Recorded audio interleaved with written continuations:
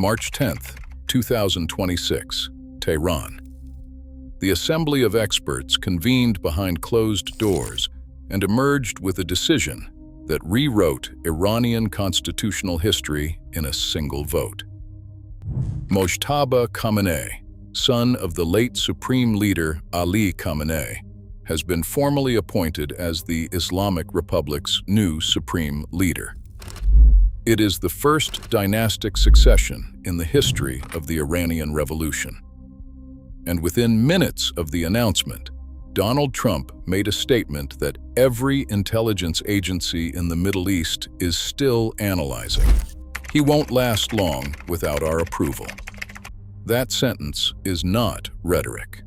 In the context of Day 11 of the Great Middle East War, with Pentagon targeting lists being updated in real time, it is something closer to a timetable.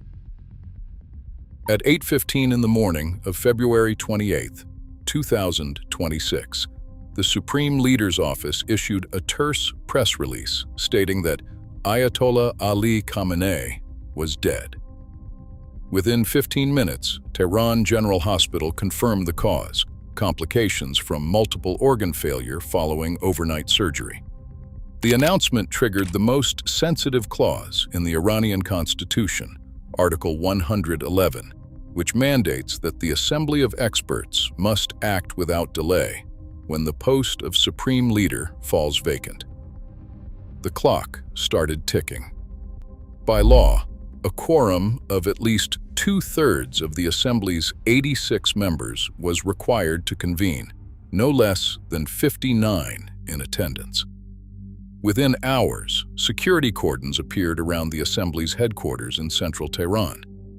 The official session was called for March 10th, but internal minutes, later leaked, show that informal consultations began almost immediately.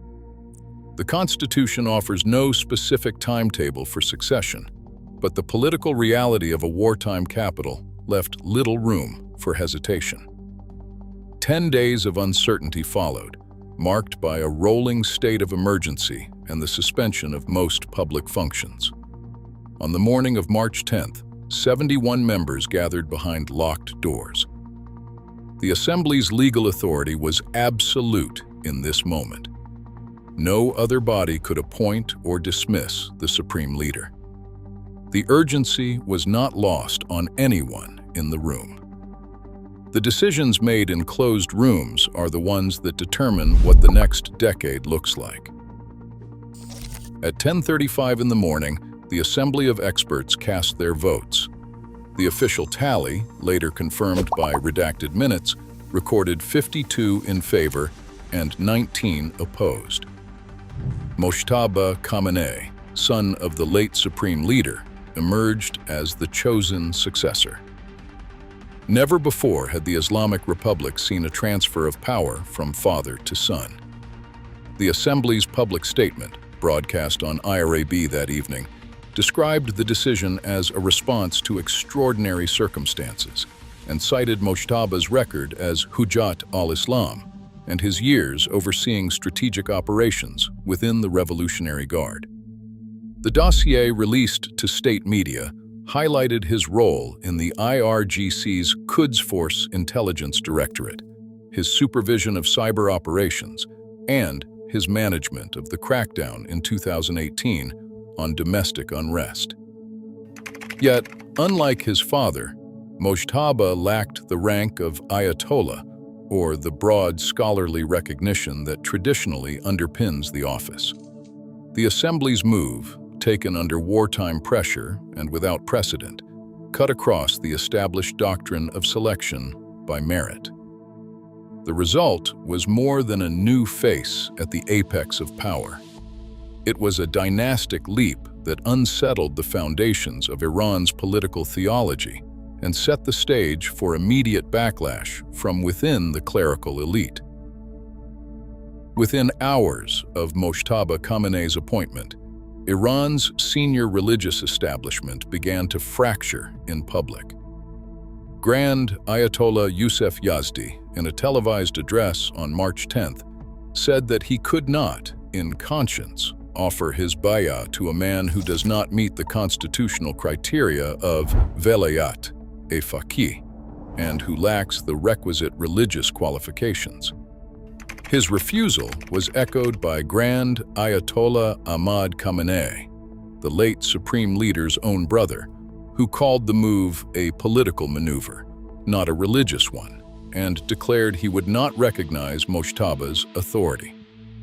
Grand Ayatollah Hossein Mohammadi Ardobili posted on his official website that the legitimacy of any supreme leader must be rooted in scholarly consensus. Without the endorsement of the Marja-e-Taqlid, Mojtaba Khamenei cannot claim the mantle. Behind these statements lay deep procedural grievances. The Assembly of Experts session, which typically lasts a full day, was cut to just over 2 hours. Leaked minutes show the agenda skipped the customary review of candidate religious credentials and omitted the open question and answer with senior clerics, a sharp departure from the 7-hour debates of previous appointments. The published attendance list revealed that no Guardian Council observers were present, a requirement under Article 5 of the Constitution.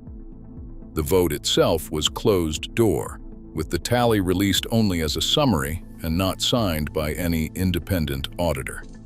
These deviations from established protocol fueled the clerical revolt. The refusal of bay'ah from the country's highest-ranking ayatollahs, combined with the Assembly's procedural shortcuts, exposed a crisis of legitimacy at the heart of the Islamic Republic. The doctrine of velayat-e-faqih, built on the principle that the supreme leader must be chosen for religious merit and broad consensus, now stood in open dispute.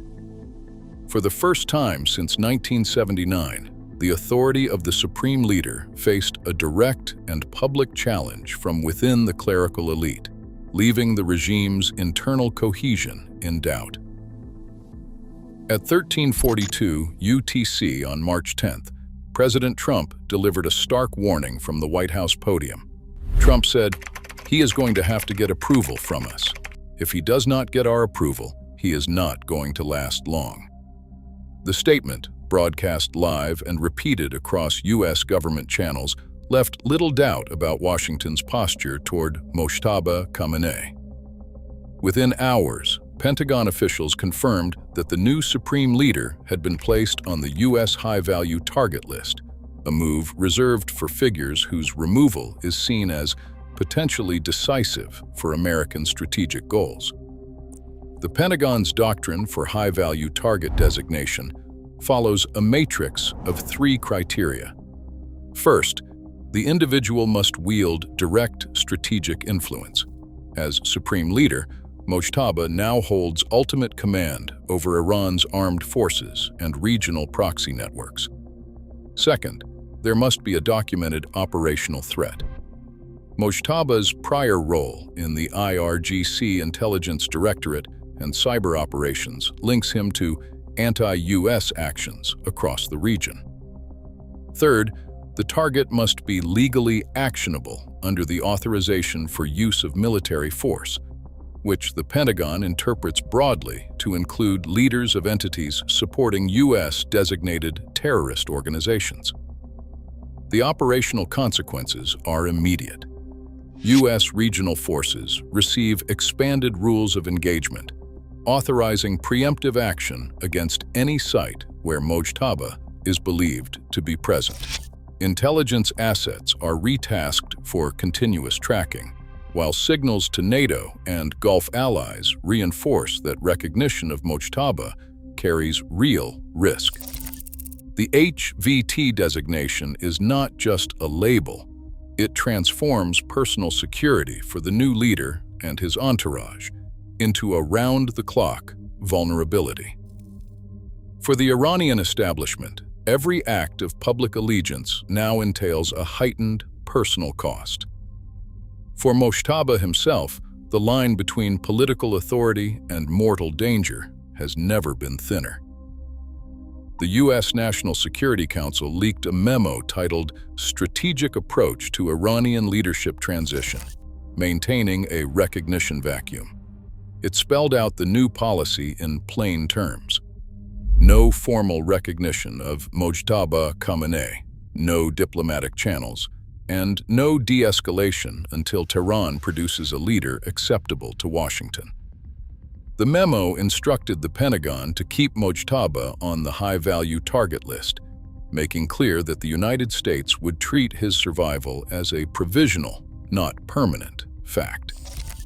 Within hours, the Islamic Revolutionary Guard Corps, IRGC, issued an internal bulletin labeled Operation Shield Supreme. It ordered the redeployment of all three-dimensional phased array radar units from the southern Gulf northward to the Bandar Abbas Kish corridor. Mobile command centers began rotating every 48 hours between Tehran, Qom, and Tabriz. Satellite imagery from March 13th captured fresh construction around new radar sites. That was visual proof that the IRGC was scrambling to shield its leadership corps. The same directive elevated the security status of Mojtaba's protection detail to high threat, warning that any engagement with United States forces would be treated as an act of war. European diplomatic cables confirmed that back-channel ceasefire talks had been frozen, with Berlin and Paris citing the recognition vacuum as grounds for delay. The chessboard was now set. A supreme leader. Without external legitimacy, a security apparatus forced to adapt in real time, and a policy feedback loop where every American signal triggered an Iranian countermove. Two paths now define the crisis. On one side stands the possibility of removal, a scenario triggered if reformist clerics and disaffected IRGC officers, emboldened by external pressure and diplomatic isolation, coordinate a challenge. If public proclamations of non-recognition multiply and critical IRGC units refuse orders, the window for a coup or targeted strike remains open through day 30. Intelligence briefings as of March 12th assign this outcome a 30% probability, citing entrenched patronage networks and the IRGC's rapid countermeasures as barriers to success. On the other side lies consolidation. The IRGC's loyalty corridors, reinforced by Operation Shield Supreme, favor a swift lockdown of Tehran and the restoration of public order. If Mojtaba's security apparatus holds, and if international actors refrain from overt intervention, his control could harden within weeks. The odds here rise to 65%, with key triggers including high-visibility IRGC patrols, a unified hardline political front, and the EU's decision to keep diplomatic channels open despite sanctions. The fate of Iran's leadership and the region's next decade now hangs between these two outcomes, each shaped by decisions made in the coming days. Right now, a single, untested leader holds the fate of a nation in crisis and a region at war, while Washington signals he is expendable. Power in Iran has never been more precarious or more exposed to outside calculation. The next move is not inevitable, only unpredictable.